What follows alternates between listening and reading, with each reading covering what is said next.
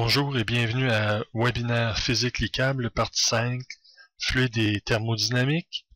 Alors, je vous le dis d'emblée, si vous avez des questions après le webinaire, vous pouvez les poser, que ce soit des questions ou des commentaires, positifs ou négatifs pour peu que le tout soit constructif. Vous envoyez le tout à info@maplesoft.com et dans le sujet, mettre entre crochets physique cliquable. Alors, je vais commencer tout de suite par, premièrement, depuis le temps que je fais des webinaires, je pense que tout le monde est habitué à voir cette figure-là. Alors, qu'est-ce qu'on entend par la physique cliquable? Alors, nous allons l'utiliser. Je vais d'abord commencer par la dynamique des fluides, la mécanique des fluides, ensuite la thermodynamique, et s'il me reste du temps, on pourra parler des solides déformables. Alors, je vais commencer avec le problème suivant. Alors, le plus grand ballon ayant jamais volé est approximativement sphérique. Il y avait un volume de 1,5 million de mètres cubes d'hélium. Il a atteint une altitude de 42 km. Il a été utilisé en 1973 pour la recherche en rayons X provenant de l'univers. On utilisait ces ballons-là parce qu'à l'époque, la seule chose qu'on pouvait faire, c'était autrement d'envoyer une fusée. Mais celle-ci atteignait les altitudes nécessaires que pendant un certain temps, c'était assez dispendieux, tandis qu'avec le ballon, on pouvait quand même rester assez longtemps pour prendre des mesures et être capable de faire des découvertes sur les sources de rayons X provenant de l'univers. Le tissu du ballon était du polyéthylène d'une épaisseur de seulement que 0,13 mm. Alors, 0,13 mm. À cette hauteur, la pression n'est que de 0,15 atmosphères et la densité de l'air était 2 à la 10 à la moins 3 kg par mètre cube. Ce sont des données qu'on sait parce que naturellement le ballon, on attachait certains appareils pour prendre ces mesures-là, pour avoir l'information en même temps. Et lorsque le ballon atteignait sa hauteur maximum de 42 km, c'est qu'à ce moment-là, la pression à l'intérieur du ballon était la même que la pression atmosphérique. Alors, quelle était cette force de flottabilité en Newton sur le ballon à cette altitude? Alors, nous allons répondre à cette question. Alors, pour y répondre, nous allons commencer avec la théorie que vous avez déjà dû voir, c'est-à-dire que si on connaît la pression à une hauteur Z, eh bien, si on monte d'une certaine hauteur H, eh bien, on peut avoir le résultat que la pression à cette hauteur supplémentaire est égale à la pression à l'endroit Z moins rho GH. Alors, mathématiquement, on peut prendre ce terme ici, le mettre de l'autre côté, diviser par H, et on obtient ceci. Et à la limite où le H est petit, bien, on a quand même le fait qu'à la limite où H est petit tend vers 0, ceci devient une dérivée. Okay. Et on peut utiliser le cas que l'air est un gaz parfait. Donc, on peut utiliser la loi PV égale nRT avec le ρ qui est exprimé de cette façon, avec la masse molaire. Donc, l'équation différentielle devient celle-ci.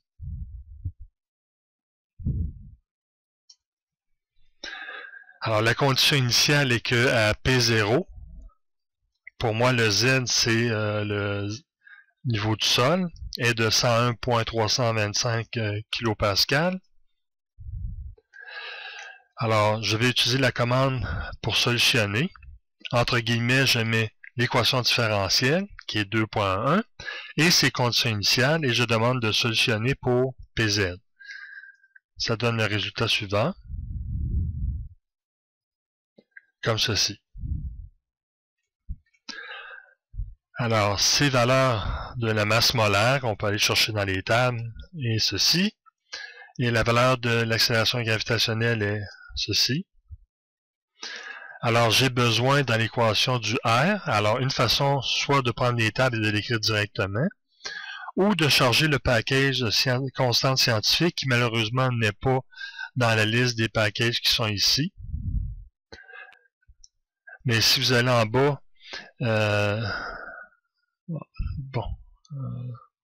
d'habitude, il y a chargé d'autres. Alors, je pense que ma fenêtre est trop petite pour le voir, mais en bas, vous allez avoir listé tous les packages. et vous allez pouvoir aller le chercher. Alors, je charge le package. Je vais chercher la constante R. Alors, on voit la constante, son symbole, sa valeur, les incertitudes et les unités. Alors, on peut chercher la valeur de la constante R comme ceci et ses unités. Alors, de cette façon, je peux dire que R est égal à la valeur et je mets à côté directement, sans multiplication, les unités et j'obtiens la valeur de ma constante que j'avais besoin. La température, elle, va être en Kelvin, en partant sur l'idée qu'en moyenne, la température est de 15 degrés Celsius, que j'ai converti en Kelvin, comme ceci. Alors, si je prends le côté droit de l'équation, qui est la solution, qui est ceci, j'obtiens cette équation. À ce stade-ci, si j'essaie de simplifier les unités avec le menu contextuel, j'obtiens ce résultat-là. Alors, parce que c'est un exponentiel, on a un problème avec ça. D'ailleurs, Maple a un peu de difficulté parfois à travailler avec les fonctions lorsqu'il y a des unités. Parfois, on peut charger un package qui est le package unité, comme ceci. Et là, on peut réessayer encore une fois de simplifier les unités. Et dans ce cas-ci, ça n'a rien changé. Alors, le truc, c'est de tout simplement prendre, surligner le terme de l'exponentielle que j'ai mis ici. Et en me mettant dans l'équation, donc je vais voir le résultat en ligne, j'ai tout simplement fait unité simplifiée. Et j'obtiens ce résultat-là. Alors là, je peux réécrire l'équation en tenant compte du résultat et en mettant le moins que je n'avais pas mis ici dans la solution, que je voulais simplifier. Et voilà. Et je vais tracer, maintenant que les termes ont des valeurs, je vais tracer la fonction de la pression en fonction de l'altitude de 0 jusqu'à 1000 mètres. Et parce que je veux mettre les unités dans le graphique, on utilise une option supplémentaire qui est d'utiliser les unités. On le met égal à vrai. Et de cette façon, quand le graphique est dressé, on a les unités en mètres versus comme ceci.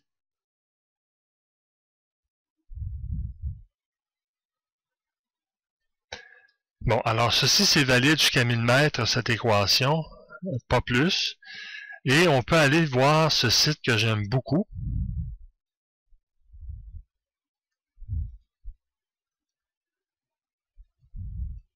On recommence.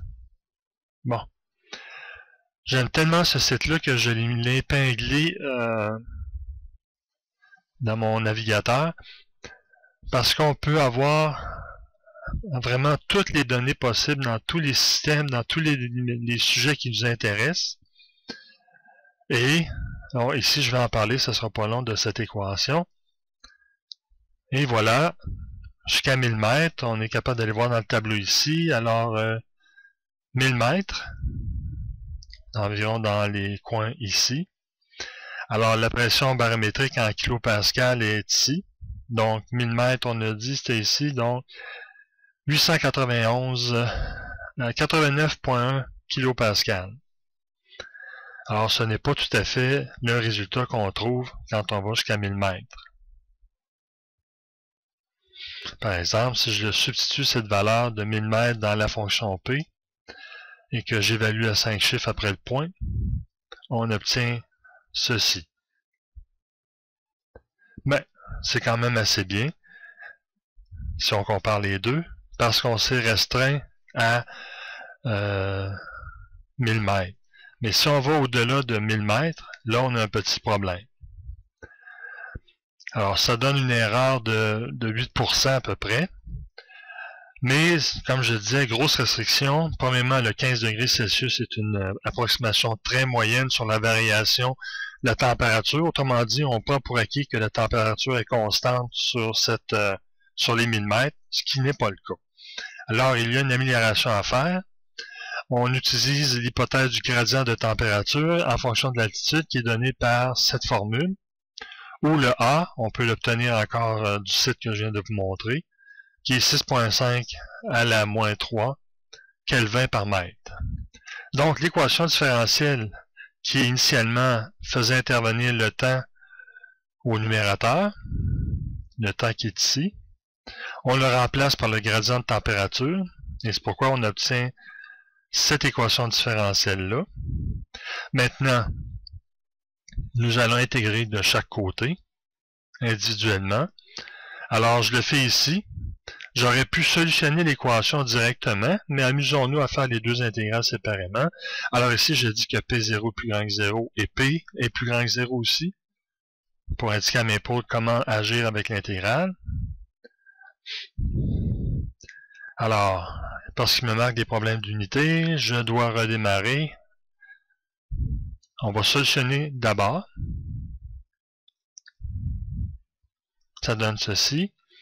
Et je vais faire aussi en posant que T0 moins AZ est plus grand que 0, que Z est plus grand que 0. On obtient ceci, où on a deux choix. Alors, parce que ceci n'arrivera jamais dans notre cas à nous, le résultat est le suivant. Donc, si on associe ceci avec ce qui est là, on est capable de réécrire la solution comme étant comme ceci. Vous voyez? Maintenant, si on regarde avec nos valeurs qu'on avait tout à l'heure, et là, je ne mets pas d'unité.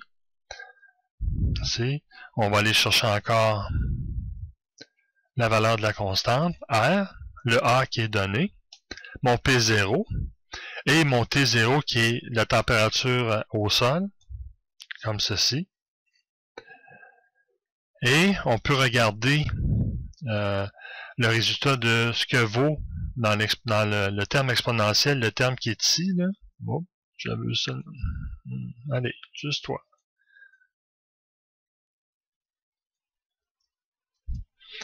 Alors, si je regarde ce que vaut ce terme-là,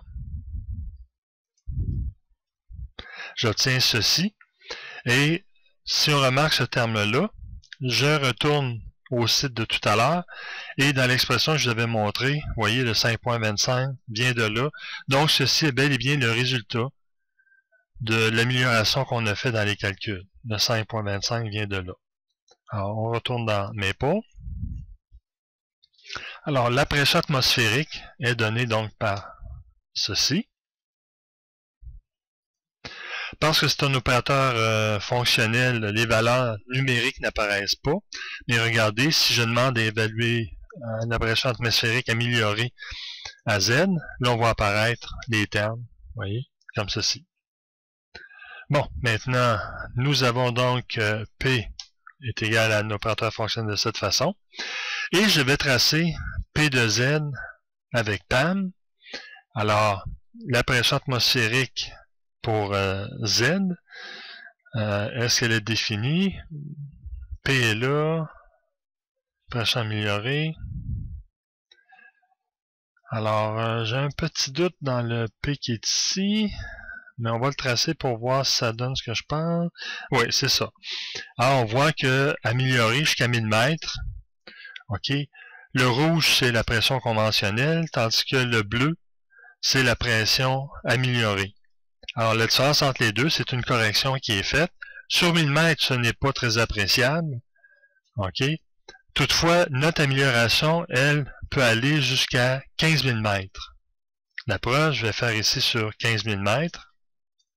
Ça donne ceci. Alors, on voit que la fonction qu'on avait utilisée de départ, qui est en rouge, fait une surévaluation de la pression atmosphérique à cette hauteur, comparativement à ceci. Alors, cette pression marche aussi, marche jusqu'à 15 000 mètres, et elle fonctionne même si nous sommes sous le niveau de la mer, mais pas dans l'eau naturellement, parce que la densité va changer. Par exemple, vous voyez, je fais comme ceci, et l'équation en bleu peut aller jusque-là, sans problème.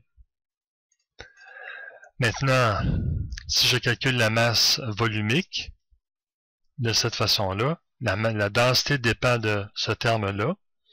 Donc, c'est égal à ceci. Si je mets les valeurs, ça donne ceci. Encore le 5.25. Et si je trace, ça donne ceci pour la densité de l'air au fur et à mesure qu'on monte, en fonction du ρ et du PAM. Et voilà. La même chose. Les deux, une par-dessus l'autre. En fait, non, ce que je voulais dire, c'est que le ρ est ici, là, vous voyez, je l'ai mis en surbrillance. Alors, ce qu'on va faire, on va ajouter un deuxième axe. J'étais en train de le perdre, lui. Créer un deuxième axe. Je vais mettre en surbrillance celle-ci et je vais aller déplacer au deuxième axe. Et voilà la variation ρ ici, comparativement à la pression. Petit décalage dans cet endroit-là. OK. Dans la vraie vie, maintenant, on sait très bien maintenant que la pression atmosphérique, vous voyez, en kilomètres et hectopascal, ça donne ceci. Alors, la courbe noire donne la température au fur et à mesure qu'on monte. Vous voyez, alors ici, c'est quand même très froid. Et la température commence à augmenter en haut de la couche d'ozone. Et donc, le ballon avait dépassé la couche d'ozone, 42 km environ ici. Et voilà. Et j'ai pris le tout, si ma mémoire est bonne, sur Wikipédia.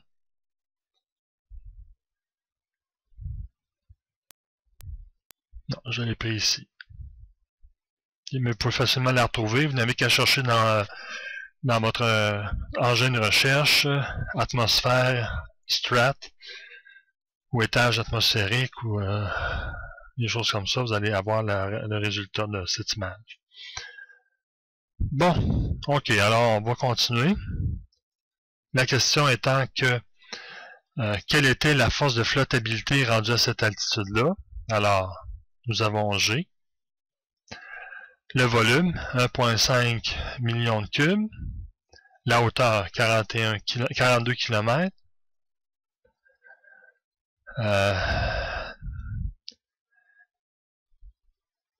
EPP. Bon, j'aurais dû marquer qu'est-ce que je voulais dire par EPP. Là, je vois que je l'ai effacé.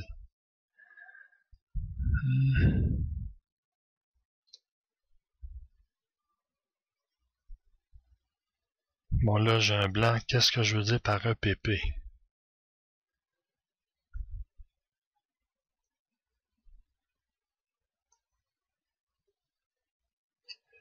Bon, en continuant, ça va me revenir. On va le mettre, par exemple, mais je vais voir où je vais l'utiliser. À cette hauteur-là, l'atmosphère, on a dit qu'il était à 0,15, l'atmosphère.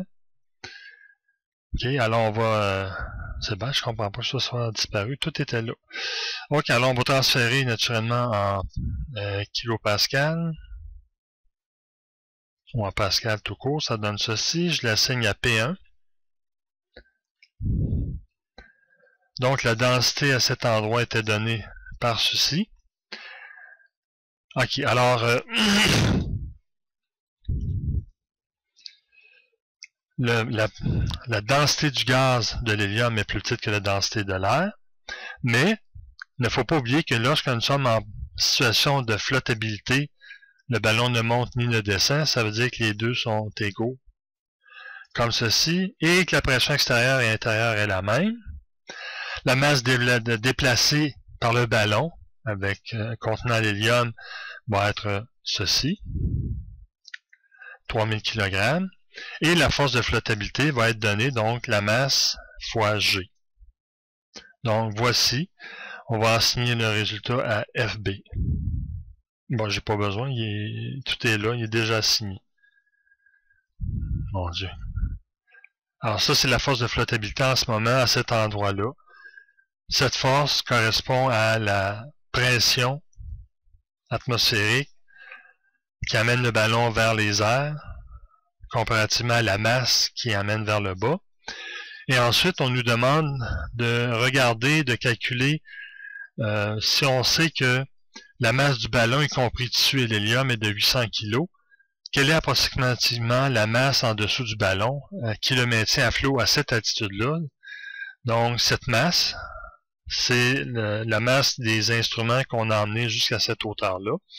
Alors, pour le faire, nous allons faire ceci. Donc, MB est 800 kg.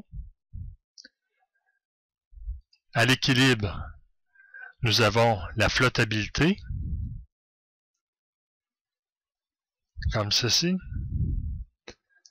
Donc, de ça, on peut résoudre pour le M qui reste.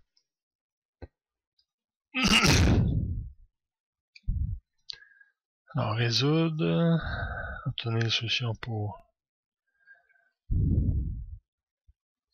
Ça donne ceci, moins 2200 grammes,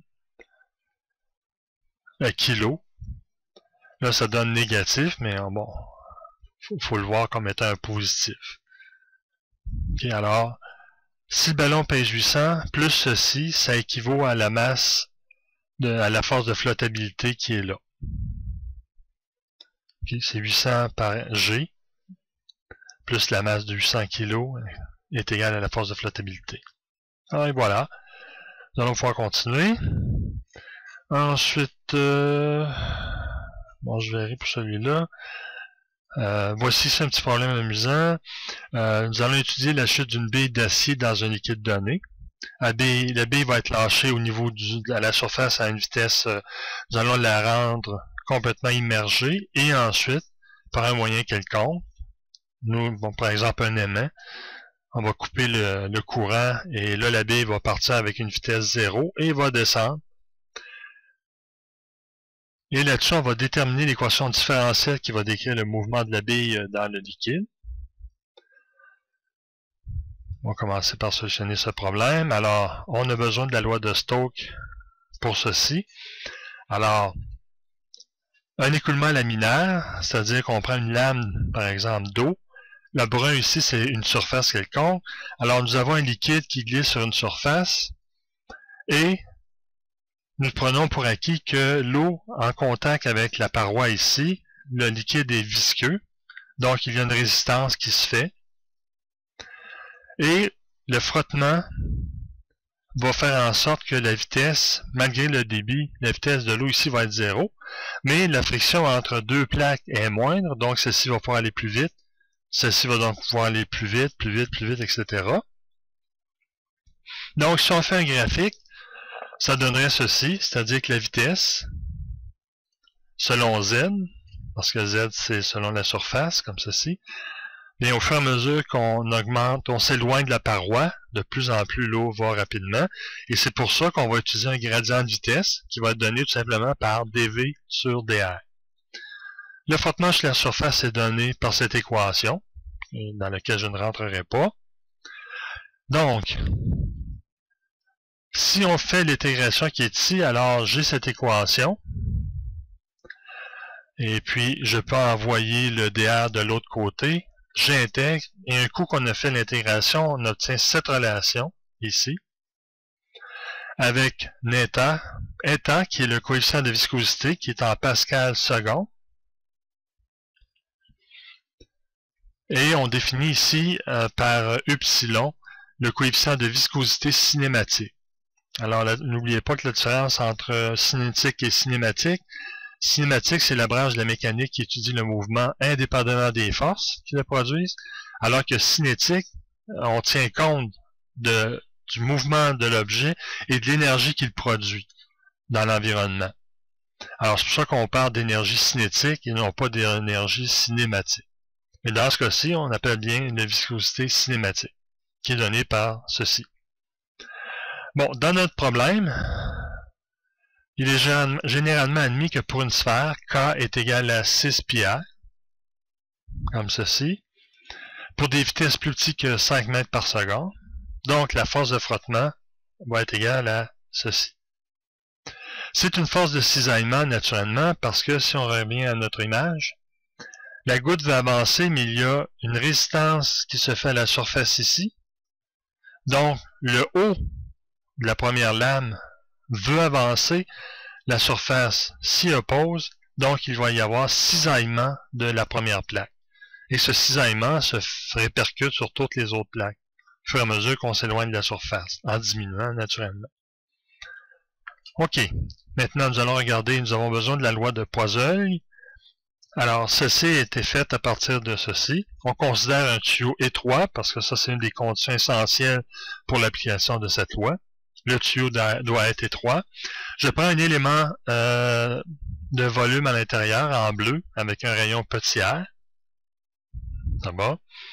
La vitesse ici, à l'intérieur, ce qui rentre doit sortir. Même chose pour ce volume imaginaire à l'intérieur. Or, plus on s'approche de la surface du tuyau, plus la vitesse diminue. Alors, il y a une résistance qui va se faire par la surface qui va faire que la pression qui rentre ne sera pas la même que la pression de l'autre côté. Ça va? Et si je regarde la force de pression qui va être là, ce qu'on perd, la différence de pression, alors CFP sur A. A, c'est pi r carré. Donc, j'ai envoyé le pi r carré et j'ai ma force de frottement qui est donnée par ceci. Alors ici, c'est une surface plane, alors on va prendre K est égal à 1. Donc, ça donne le résultat suivant. La force de frottement est donnée par ceci.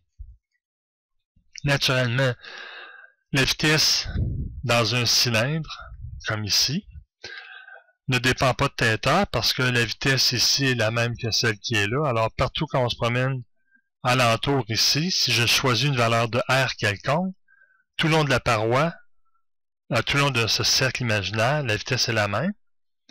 Et elle ne dépend pas de Z parce que ça voudrait dire qu'elle accélère sans qu'il y ait aucune différence de pression, ce qui n'a pas de sens. Donc, la vitesse est purement radiale. Alors, je fais la somme des deux. La différence de pression et la force de frottement, ça donne cette équation. Alors, nous allons faire un peu de manipulation, c'est-à-dire que je vais prendre le terme qui est ici, on va l'envoyer de l'autre côté.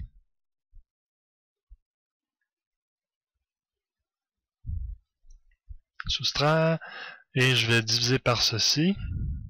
Ça. Diviser.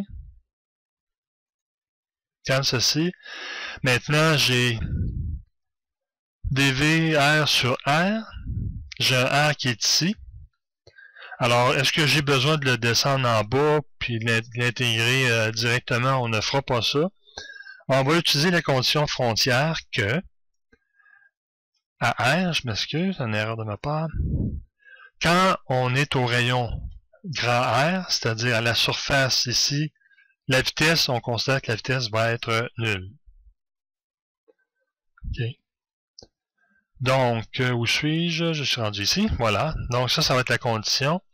Donc, je vais prendre résoudre l'équation différentielle dans le menu contextuel et je vais choisir résoudre interactivement. Je vais me le marquer pour la prochaine fois. Alors, menu contextuel. Résoudre EDE interactivement. Alors, je vais mettre ma condition, donc je fais éditer. V à la position R majuscule est égal à 0. Alors, j'ajoute. Je n'ai qu'une condition à ajouter parce que la dérivée ici est d'ordre 1 seulement. C'est une première dérivée. Comme ceci. Résoudre symboliquement.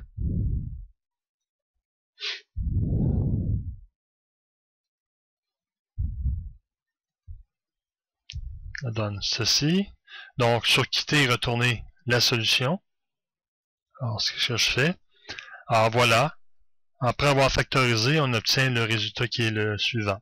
Donc, vous marquez ici, j'ai sorti R carré, la pression en facteur, et c'est pour ça que j'ai 1 moins R carré sur grand R carré, qui est ici.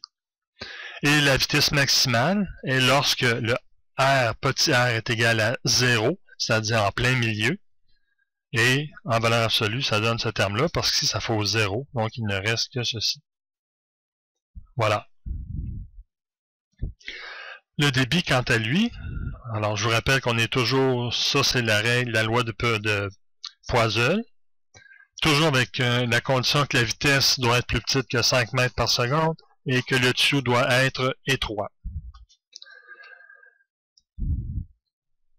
Alors, le débit du liquide se déplaçant dans le cylindre est donné par ceci. J'ai intégré des deux côtés, cette fois-ci, et j'obtiens le résultat suivant, le débit proportionnel à ceci. On peut, et là je le mets uniquement par information, que on peut obtenir la perte de pression par unité de longueur à partir de l'équation du débit. Alors c'est juste un peu de manipulation et ça donne ceci. Alors ça, c'est une constante qu'on peut calculer. Et la différence de pression fois, alors ceci fois L va donner la différence de pression. Naturellement, il y a une perte de pression au fur et à mesure qu'on s'éloigne qui va être de plus en plus grande. Ok, alors pour les valeurs de eta, j'ai été encore dans le même site. Vous voyez, je l'ai pris ici. Je l'ai pris pour ceci. Et j'ai été chercher pour l'eau, ici. Ok, alors, on peut avoir le coefficient de viscosité cinématique, sachant ρ, et cette équation, j'ai solutionné pour net eta, ce qui donne ceci. Donc, on assigne au nom,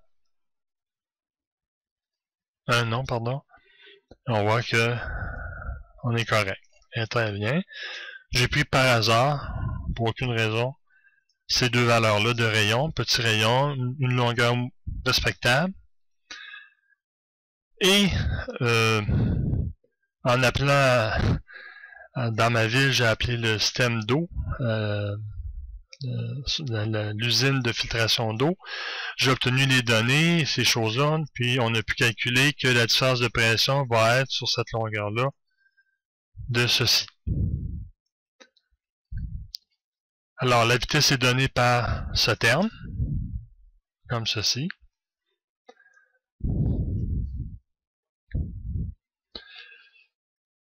Alors, disons que je vais faire la chose suivante, je vais le transformer en opérateur. Alors, pour ce faire, je vais prendre l'équation 2.2.21, comme ceci. OK. On va enlever les unités, parce que si vous simplifiez, bon, peut-être, c'est ça que je voulais dire. Regardez, si je simplifie les unités, j'obtiens bien des mètres par seconde. Donc, c'est bel et bien une vitesse. Bon, c'est ça. Alors, on va enlever ces unités ici. Avec enlever les unités. On va réassigner V à ce terme.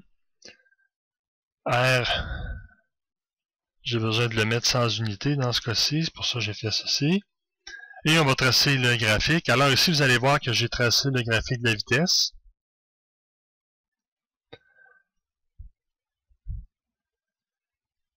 Ensuite, j'ai tracé les surfaces du tube, ici. Okay. Maintenant, tous ces graphiques donnent que le résultat est vertical, parce que R va être l'axe des X, autrement dit, donc le résultat est selon Y. Alors, j'ai dû ensuite prendre chacune de ces tracés-là que j'ai assignés, c'est pour ça que j'ai terminé par 2 points. Je les ai fait une rotation de moins pi sur 2. Alors, quand on exécute tout ceci, ça donne le résultat suivant.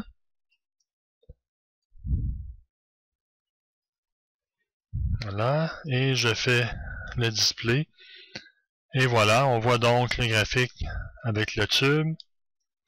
Vous avez ici le vecteur vitesse qui est une parabole. Naturellement, c'est une parabole. Il fallait s'y attendre. Quand on regarde la vitesse, c'est comme ceci. C'est bel et bien une parabole. Alors voilà. Ensuite, si vous voulez vous amuser avec les couleurs, vous pouvez soit faire cette commande suivante, ou vous pouvez aussi ajouter le plaisir en faisant de cette façon. Alors moi, je fais ça souvent pour choisir mes couleurs. C'est-à-dire, vous marquez cette commande. OK? Si vous faites ceci, il va apparaître une page individuelle sur laquelle vous allez pouvoir cliquer sur les couleurs et ça va vous donner le code HTML de la couleur. Mais moi, je préfère prendre, j'ai tout simplement fait un copier-coller de cette partie-là. Pourquoi? Parce que je regarde la couleur qui m'intéresse. Oui, c'est mon coral, ben là, je sais que ça va être comme ceci. Si j'aime cette couleur-là, c'est Golden Rod. Oui, alors c'est comme ça qu'on peut aller chercher et mettre la valeur des couleurs comme ceci. Vous voyez, le bleu qui est là, c'est le Light Sky Blue que j'ai été chercher grâce à cette palette-là. Ici. Et voilà. Alors, je fais le résultat suivant ici. Là, j'ai tout simplement fait le tout en 3 dimensions pour qu'on puisse voir. Alors, allons-y, ceci, ceci, ceci, ceci. Alors là, c'est juste un peu de travail pour l'obtenir en 3 dimensions et on obtient le résultat suivant qui est la même chose. Mais ici, j'ai tracé un cylindre. Okay. Le cylindre est en coral, la couleur qui est ici. Et j'ai mis ça en termes de 3D, de façon paramétrique, le cylindre, ça donne ceci. Et j'ai fait le T varie de moins pi sur 4, d'ici jusqu'à pi sur 4. Et ici, c'est un tracé en 3 dimensions encore paramétrisé, comme ceci. Et on voit que, effectivement, la vitesse est indépendante de θ et de z. Elle ne dépend que de R. Bon, alors, parce que le temps passe, nous allons regarder ici, je vais juste vous montrer rapidement une analogie sur la mécanique des fluides. Alors, si vous remarquez, la variation de pression, c'est la résistance fois le débit. Donc ici, différence de potentiel. Alors, si vous regardez attentivement les deux, vous allez voir que c'est quand même incroyable de voir l'analogie qu'il peut y avoir entre les deux. Et surtout ici, quand vous faites, ça c'est un petit d, un grand P, comme ceci. La somme des pertes de pression, c'est égal à ceci. Donc, c'est comme si on avait des résistances en série. Même chose ici. Si on met des tubes en parallèle, c'est la même chose que pour les résistances. Et la pression, c'est... la puissance, c'est Q fois P.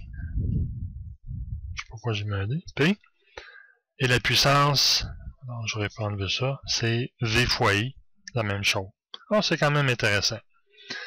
Bon, à partir de là, les questions sont: calculer le nombre de Reynolds lorsque la bille atteint sa vitesse limite et exprimer la force de frottement qui s'exerce sur la bille lorsque celle-ci atteint sa vitesse limite. Alors, on va terminer avec ça. Alors, le nombre de Reynolds est donné par cette relation. Et le V qui est là est ce qu'on appelle la vitesse moyenne, qui est tout simplement la vitesse maximum sur 2. Et D est le diamètre du tube. OK. Et si le nombre de Reynolds est plus petit qu'1, on parle d'écoulement laminaire. Et si R est plus grand qu'1, le nombre de Reynolds, on parle d'un écoulement turbulent. Et à partir de ce moment-là, les équations de Poiseuille qu'on vient de voir ne fonctionnent pas. Alors, regardons ce que ça donne avec les données qu'on a. On simplifie symboliquement. Alors là, permettez-moi là d'aller un peu plus vite. Donc, en ce moment, il faudrait que je mette ma vitesse maximale sur 2. Alors, allons voir la vitesse maximale. Qu'est-ce qu'elle va nous donner? Alors, la vitesse maximale, on va être obtenue quand la force de flottaison et la force de frottement va être égale à la gravité. Donc, OMG.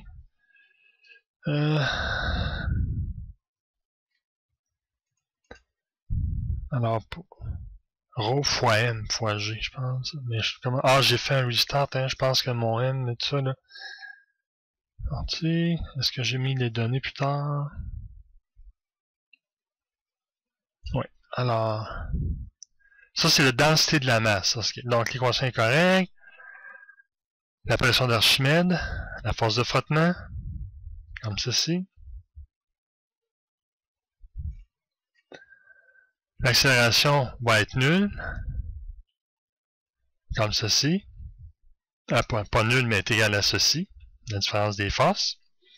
Je multiplie le tout par 1 sur m.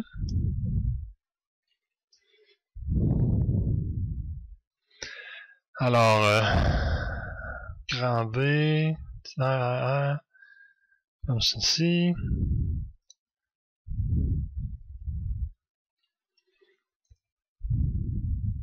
Donc, ce qui arrive, c'est que j'ai dû faire un restart à quelque part, que je m'en suis pas aperçu, et que ce serait mieux de faire.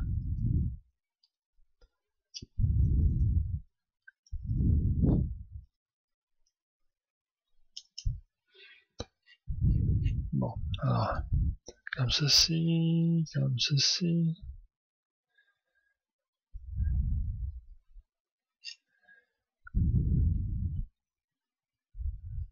Donc ici, je vais enlever le V pour être conséquent dans ce que je veux faire. Donc dV sur dt est égal à ceci. Ok, là je me suis par 1 sur m et tout a un sens de cette façon-là. Alors, je vais simplifier pour les V. Alors, est-ce que... Bon, ici, là, je vais simplifier ça pour enlever. Alors, ça va être avec les pop-up normales d'habitude qu'on utilise. Non. Ni expand veut marcher. Ce thème-là, vu qu'il n'est pas partout. Alors, je vais faire ceci en place. Comme ceci. Alors, ça, ce sont toutes des constantes. Ça, c'est la vitesse. C'est ça. Voilà. Et c'est pour ça que là, je pose que 6 pi Rn sur m. Qui est ici. Pas pi, mais état. C'est A. Alors, j'obtiens l'équation différentielle suivante. Avec la condition initiale que V à t égale 0 va être nul, parce que je vous rappelle qu'à la surface, on démarre à une vitesse 0, on solutionne l'équation, et on substitue la valeur de A là-dedans, ça donne ceci. Donc, la vitesse maximale, ok, alors j'ai un exposant qui est ici. Quand t va être infini, ce terme-là devient nul, donc il reste uniquement ce terme-là. Donc, la vitesse limite est égale à ceci. Alors, nous faisons l'expérience avec un tube rempli de glycérine, avec une bille d'acier. Donc, c'est le rayon de la bille d'acier, de la bille, du liquide, G, le volume, la masse. Donc, la vitesse limite est de ceci. Alors, si on simplifie, est-ce que c'est bel et bien une limite? On va aller voir. Unité simplifiée, c'est bel et bien une vitesse. Et là, je peux prendre cette vitesse ici, C, et remonter dans mon nombre de Reynolds, qui était ici. Et là, je vais faire de substituer V égale CTRL V dans l'équation 2.3.2. Comme ceci, on obtient... Alors, c'est très turbulent. Donc, l'équation de Poisson ne pouvait pas être utilisée dans ce cas-là.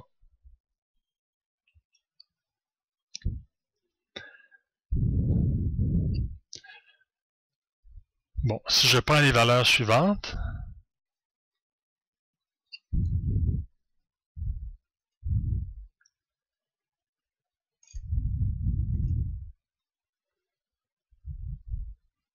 la valeur de V va être donnée par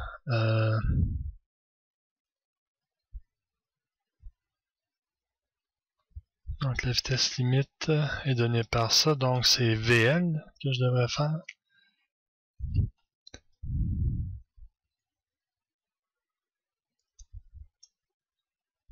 Est-ce que c'est différent que ce que j'ai obtenu tout à l'heure? Non, c'est la même chose. Quelle différence entre mes données? Ok.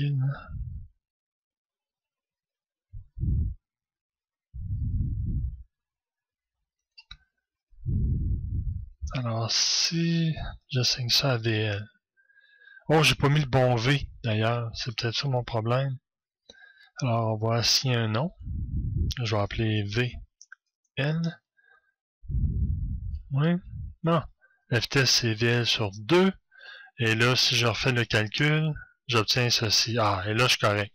J'obtiens un nombre de Reynolds plus petit qu'un 1. Donc, c'est un écoulement laminaire.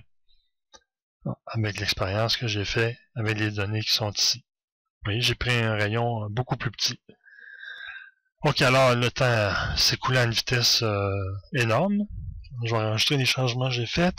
Et on va continuer, on va aller dans la thermodynamique. Alors pour moi, et je crois que plusieurs personnes vont être d'accord, la naissance de la thermodynamique a commencé lorsque ce livre a été publié par Carnot en 1824. Alors ça, c'est la page frontispice. La page titre, pardon. Alors, nous allons faire un problème suivant. Nous allons utiliser ce qu'on appelle un gaz de Van der Waals. Pardon. Alors, on sait que dans une mole d'un gaz idéal, nous avons que PV sur RT égale à 1 pour un gaz réel. Maintenant, dans un gaz non idéal, plus près de la réalité, c'est Van der Waals qui a eu l'idée de faire les modifications suivantes, où A et B sont des constantes qui dépendent du gaz en question, et généralement ce sont des valeurs expérimentales. Alors, ce que nous allons faire, c'est écrire l'équation de Van der Waals et de résoudre pour P, remplacer la valeur R du gaz idéal sur une mole et les constantes A et B appropriées pour une mole d'azote.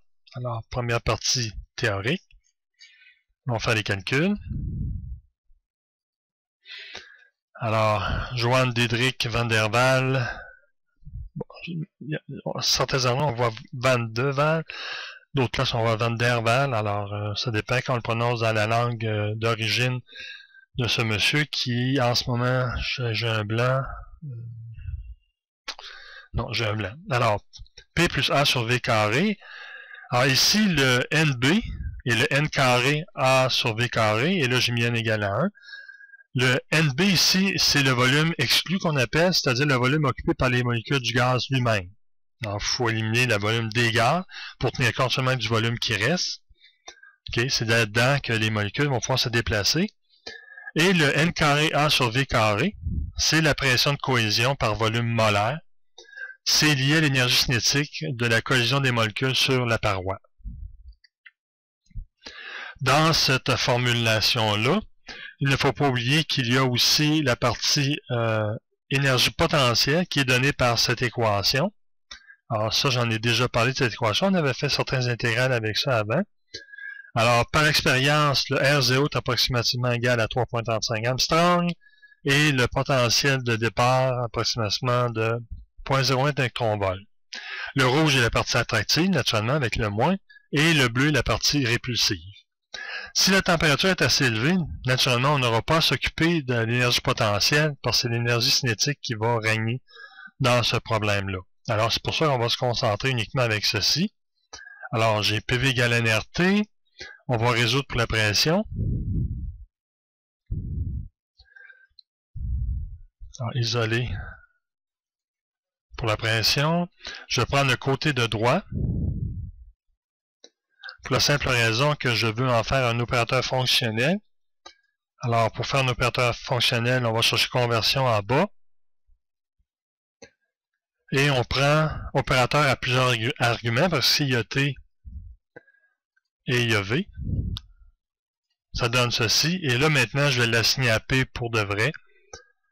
Alors, assigner un nom. P, il va me dire que c'est déjà assigné. Non. Voilà, donc c'est fait. J'ai le résultat que je voulais. Alors, j'ai mes constantes ici. Si vous venez voir ici, pour la liste des constantes du gaz de Van der Waals, ça donne ceci. Vous remarquez que la constante A et B est donnée par litre carré bar mol, comme ceci. Mais litre carré bar mol, okay, peut être égal à joules mètre cube sur mol. Par un facteur, toutefois, de 10. Ça va? Alors, avec cette notion-là, j'ai pris les résultats et j'obtiens ces valeurs-là. Et j'obtiens la relation suivante pour le gaz. Alors, vous voyez, j'ai pris en L carré atmosphère K mol, AB, comme ceci et ceci, pour le petit b, et le P est donc en atmosphère. Et c'est pour ça que mon R est donné de cette façon-ci. OK, maintenant en B, on nous demande de choisir 15 températures d'environ 2 degrés Kelvin d'intervalle pour lesquelles vous pensez que le graphe de P versus V pourrait ressembler à un gaz non idéal. Alors, ce que j'ai fait, j'ai pris deux composantes. OK. La première ici, dans les composantes, j'ai pris un graphique. La première, d'abord, c'est une barre de défilement. Et ensuite, j'ai mis un graphique. Dans la barre de défilement, ce que j'ai fait, dans la propriété des composantes, je l'ai appelé slider 1, parce que par défaut, c'est ce que Maple donne comme nom. OK, j'ai donné la plus basse température, la plus haute, et l'espacement de graduation, et la distance entre chaque. Et ça, c'est ici, là, de toute évidence, c'est 119 plus 15, ça fait 4. Non, alors ça, là, ça marche pas vraiment, mais on voit que de toute façon, ça part, mais pour la passer outre mesure là-dessus. Ah, mes graduations sont là. Et ensuite, j'ai été ici dans changer comment se comporte la règle. Et là, vous voyez comment c'est simple. J'ai réécrit l'équation de la pression en termes d'opérateur fonctionnel. Et j'ai utilisé la phrase, l'input, l'équation qui est ici, là, qui nous dit la programmation, donc, le code qui nous permet de faire ce que je veux faire. Et la zone, la composante graphique s'appelle plot 1. Donc, faire que le plot 1 va être égal à, et là j'ai mis l'équation du graphique, comme tout à l'heure, et ici P, pour la température, je l'ai mis que c'est d'aller chercher la valeur de la barre de défilement, ça va donner la température, le volume varie de là à là, et voilà, tout simplement, comment j'ai fait ça. Et là on voit que en ce moment ici, on est loin d'être un gaz idéal. Okay? Mais à partir d'une certaine température, on voit que le point concave disparaît. On arrive dans une place où on a une valeur que la pression est constante. Okay? Et après cette valeur-là, qu'on peut appeler critique, eh bien là, on tombe plus dans des figures qui sont on peut considérer comme étant des gaz idéaux, des gaz idéaux, comme ceci. Alors, ce que j'ai fait, toutes ces lignes-là, comme ceci, jusqu'à ici, je les ai mis sur le même graphique. Alors, vous me pardonnerez de passer rapidement, mais c'est tout simplement à faire une boucle de température qui varie par part de 15. Alors oui, mon 150, là, je pense que c'est 15 qu'il fallait que je mette. Enfin, je vérifierai plus tard, j'ai pas le temps en ce moment. Alors, on s'assure que I n'est pas attitré à rien, en le désassignant de cette façon, ou en vérifiant dans la variable s'il n'y est pas. Et ici, j'ai fait une séquence tout simplement là, de 1 à 15. Ça va me générer 15 graphiques. Oui, jusqu'ici, j'ai mis 15. Je fais une séquence de tous ces graphiques, comme ceci. Et après, je peux utiliser la commande display. Alors, parce que je n'ai pas chargé le package graphique, on peut le mettre en avant. Vous voyez, vous mettez plot, 2 points moins. Ça, c'est une commande qui dit d'exécuter display du package plot. Et il affiche sur le graphique toute la gamme, comme ceci. Donc, on voit qu'en dessous d'une certaine température, le comportement est celui d'un gaz parfait. Mais en dessous de cette courbe, là, on commence à avoir un gaz qui va avoir un minimum et un point d'inflexion ici. Et on va aller voir qu'est-ce que ça représente. Alors, j'ai fait en 3 dimensions, tout simplement. Vous voyez, alors TV avec les températures et le volume. J'ai mis une couleur et avec ceci, ça nous permet d'obtenir la surface pour différentes températures. Okay? Et on cherche à quel endroit sur le graphique ici, on a ce qu'on pourrait appeler une température critique, où on passe d'un gaz idéal à un gaz non idéal qui descend comme ceci. Alors, ce graphique que je viens de faire, ok, je l'ai assigné à PT, comme ceci. Tout ce que j'ai fait, c'est de refaire encore une séquence que j'ai assignée ce coup-ci à G2. Et j'ai tout simplement rajouté le PT ici, tout simplement pour faire beau. C'est-à-dire, vous voyez, chaque courbe est maintenant sur le graphique. Donc, on va chercher le point critique où disparaît le point d'inflexion. Et alors, ça va être dans ce coin-ci. Alors, pour trouver ça, je crois que c'est ce qui est demandé en C. Alors, on remonte en C. Il y a un point, bon, alors, c'est voilà. Il faut trouver l'endroit où la pente est nulle. Ok, alors je vais désassigner A, B et R avec ceci. Donc, le volume est donné par cette équation-là. Et ça ne me plaît pas. Parce que j'ai bien désassigné et on voit qu'il n'est plus là, le A et B. Il était au début, sont disparus, mais ça reste là. Alors, je ne veux pas de. Alors, ce que je vais faire, je vais venir ici.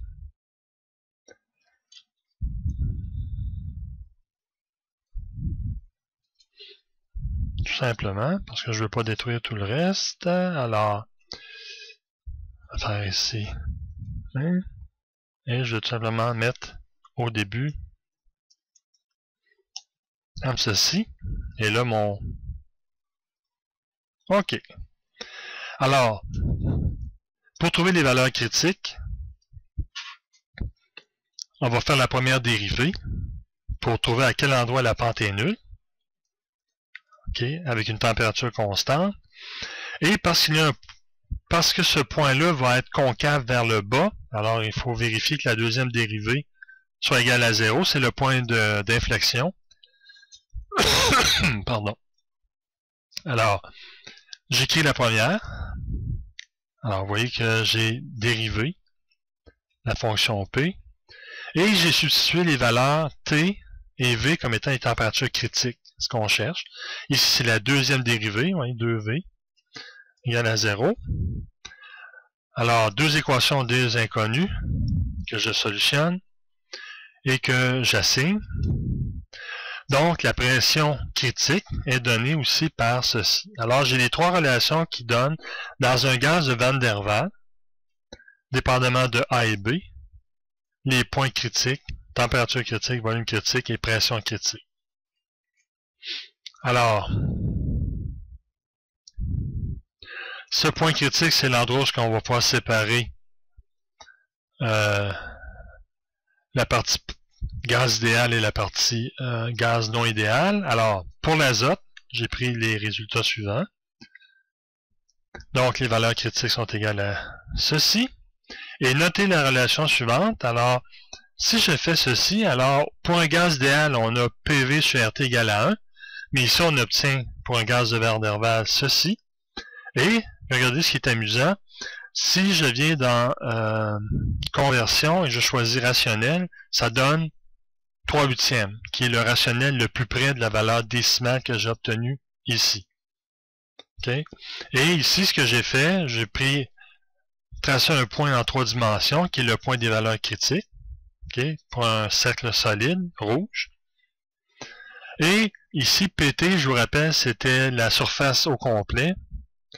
Alors voilà ce point critique sur ma surface.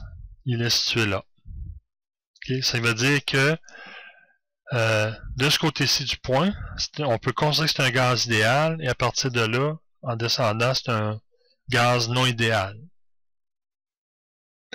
Si on prend le dioxyde de carbone, rapidement, j'obtiens ceci, température critique, et si je fais le ratio, ça donne ceci, et encore une fois, si je vais convertir en rationnel, ça donne 3/8, et c'est caractéristique pour un gaz de Van der Waals, la relation donne toujours 3/8, alors que pour un gaz idéal, c'est 1. Ok, alors nous devons continuer, le temps passe rapidement. Alors, nous allons faire...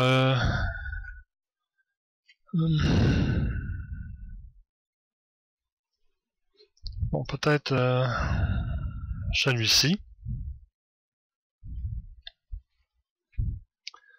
Alors, nous allons faire le cycle de Carnot. Alors, une chose intéressante, c'est que dès 1705, je crois, Leibniz déjà avait fait un énoncé sur la continuité et il avait écrit ce résultat-là dans une lettre à Pierre Bayle, dans laquelle il dit entre autres ceci: lorsque les cas où ce qui est donné s'approchent continuellement et se perdent l'un dans l'autre, il faut que les suites ou les événements ou ce qui est demandé le fassent aussi. Alors c'est la première énoncé de continuité qui s'oppose carrément à l'énoncé de Descartes pour les monades. Ce que ça veut dire, c'est que si je me déplace pour de très petits mouvements sur une ligne, j'ai donc un très petit changement de cette valeur-là, et sa répercussion sur le résultat est très petit lui aussi, ce qui fait que je peux aller et revenir, et tant et aussi longtemps que je fais de petits mouvements. Alors ça équivaut à dire, par exemple, que si j'ai un bécher dans lequel je mets un liquide, je mets une plaque de métal qui n'a pas de frottement, mais qui est hermétique, et que je mets du sable, eh bien, la continuité voudrait dire que j'enlève un grain de sable un par un, et en tout temps, je peux prendre des mesures, et si ensuite je remets des grains de sable, okay, je vais revenir à mes données. Au fur et à mesure que je rajoute un grain de sable, je vais retourner vers la mesure, donc c'est la définition de ce qu'on appelle un mouvement réversible. Alors, dans le cycle de Carnot, ce mouvement est réversible. Alors, on va faire une représentation 3D du cycle de Carnot.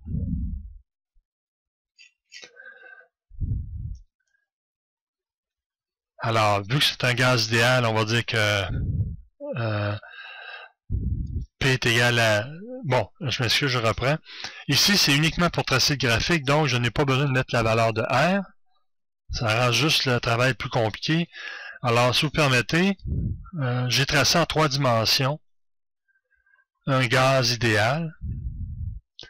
Et les lignes, ok, alors j'ai les 2 lignes verticales, 2 et 3, et j'ai les 2 lignes horizontales, si on peut dire, comme ceci. Alors, je vais exécuter le tout.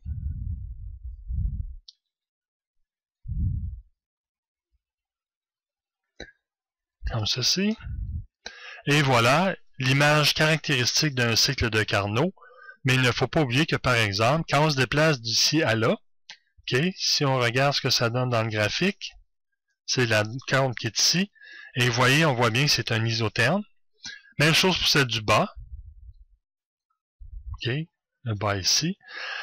Et ensuite, quand on regarde, alors, je le remets à 0, mais quand on regarde ici, OK,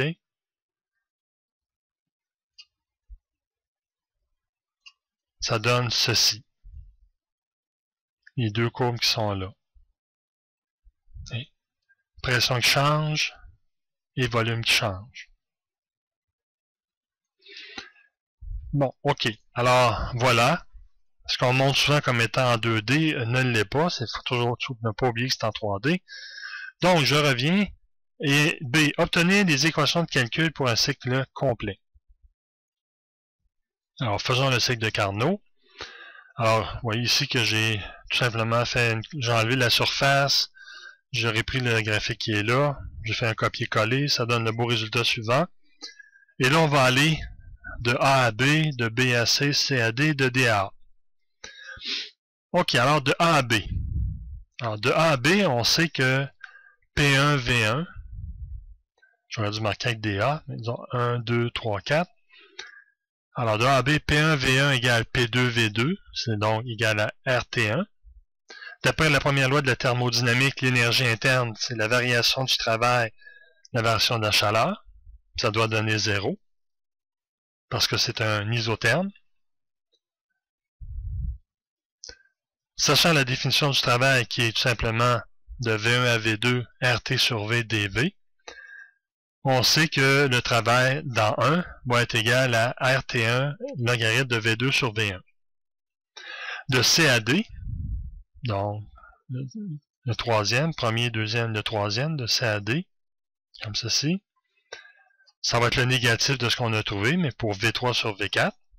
Okay, le négatif parce que les volumes changent d'ordre, ici, ça va. De B à C maintenant, ben dans ce B à C, on a que delta E PdV égale à 0.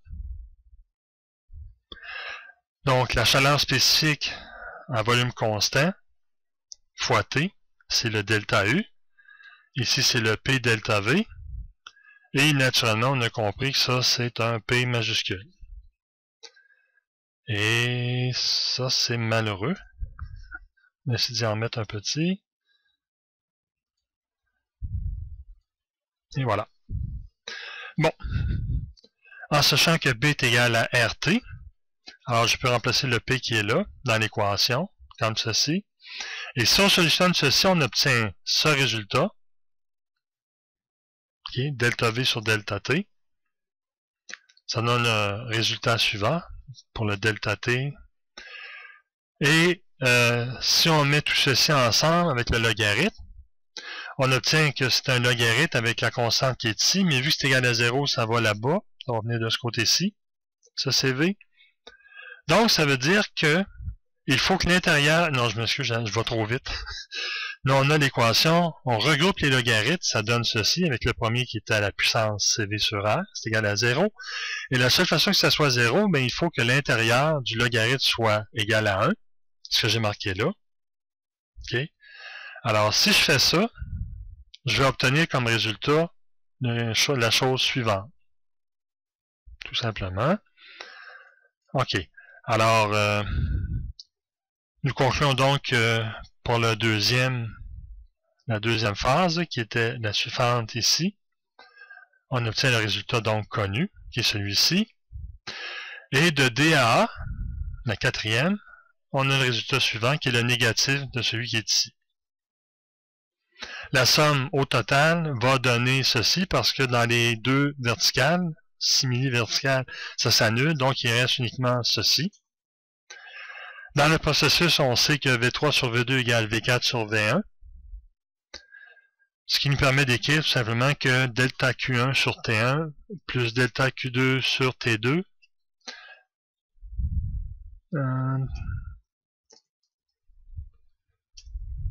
égale à 0. Dans un cycle de Carnot, donc, l'intégrale au complet donne 0. C'est ce que dit le résultat final de l'équation de Carnot. Et en C, maintenant, quelle masse de glace peut-on fabriquer en 1 heure avec une machine frigorifique idéale, donc dans un cycle de Carnot, actionnée par un moteur de 10 chevaux vapeur et fonctionnant entre moins 5 et 15 degrés Celsius. Alors, si on regarde ce que ça donne ceci. Alors, on va utiliser les résultats qu'on a obtenus. Hop là. Bon. Alors, on a obtenu ceci. Le travail, c'est Q1 moins Q2. On isole Q1. Et ça nous permet de marquer que Q1 sur Q2 qu'on connaît est égal à T1 sur T2. Donc, si on fait ceci, on va tout simplement faire la chose suivante. On va substituer la valeur de Q1 dans cette équation. Et ça va nous donner le résultat suivant. Donc, si on trouve le travail, on va être capable de trouver la valeur de Q2. Tout simplement. Parce qu'ici, si je fais, si je normalise, alors j'espère que le menu pop-up, alors on va l'écrire comme ceci. Alors, si je connais le travail, j'obtiens immédiatement la valeur de Q2. Parce que je peux prendre le 1, l'envoyer de l'autre côté, comme ceci, et prendre le Q2.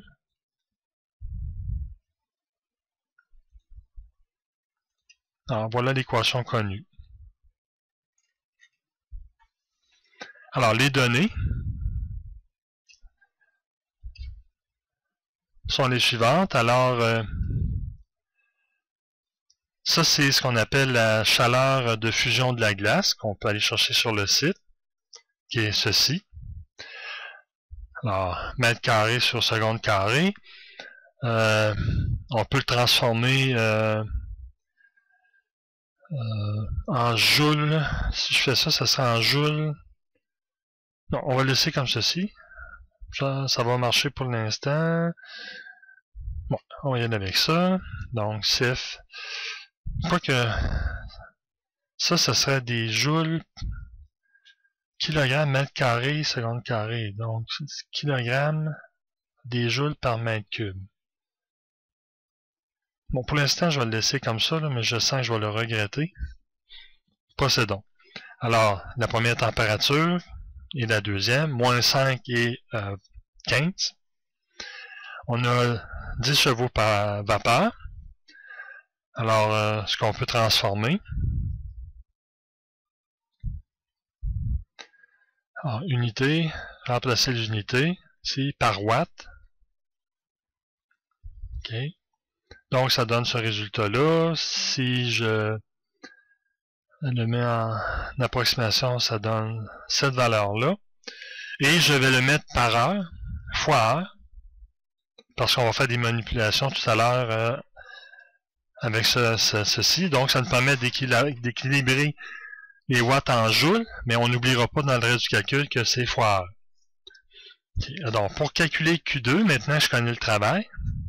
Alors, Q2 était donné par l'équation 2.3.7. Alors, 2.3.7, c'est égal à ceci. Là, on peut calculer Q2.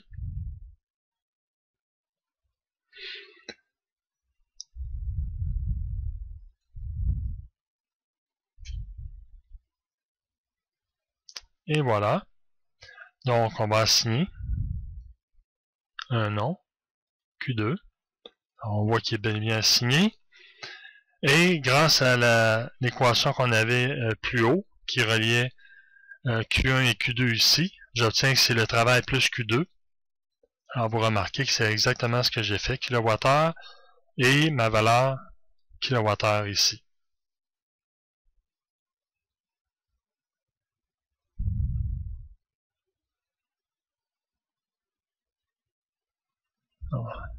J'ai ça.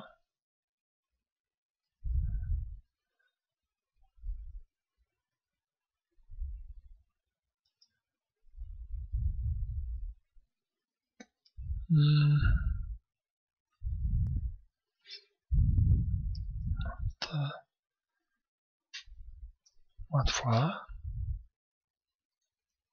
Ah, et voilà. Donc, c'est mon résultat qui est ici. En kilocalories. En kilowatts. Donc, je recule de 3. Bon, là tout est correct. Alors, j'ai ce résultat-là. Comme ceci.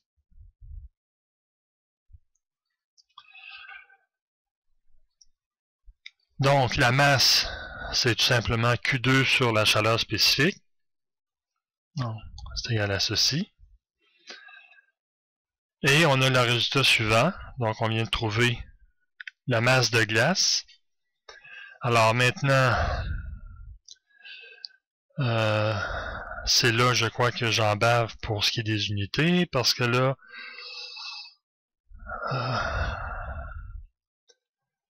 faut que je transforme ça en grammes.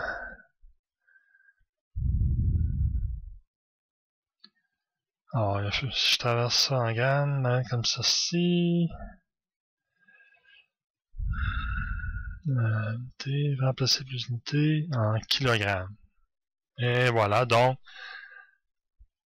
ça nous donne à peu près 1 gramme. Cette équation-là, la machine thermique de Carnot, naturellement, n'a pas de sens en pratique parce que si on voulait obtenir T2 égale 0, c'est-à-dire la température du 0 degré absolu, bien, il faudrait que Q1 soit infini parce qu'ici, ça donne un nombre infini. Alors, peu importe la valeur de Q2, il faut que Q1 devienne infini. Alors, c'est impossible. Et donc, ce point est appelé le zéro absolu et on ne peut que s'en approcher infiniment, mais jamais on pourra l'atteindre. Et comme dernière question, s'il y en avait une, je crois que non. Voilà, donc c'est terminé pour celui-ci. Alors, malheureusement, le temps s'est écoulé. Je dois arrêter là. Je n'aurai pas le temps de faire des solides déformables. C'est bien triste. Mais enfin, je vous rappelle toujours qu'en tout temps, si vous avez des questions, commentaires, positifs ou négatifs, pour peu que ce soit constructif, ça va me faire plaisir de vous lire. Vous n'avez qu'à envoyer le tout à info@maplesoft.com et mettre entre crochets dans le sujet physique cliquable. Merci beaucoup et à la prochaine.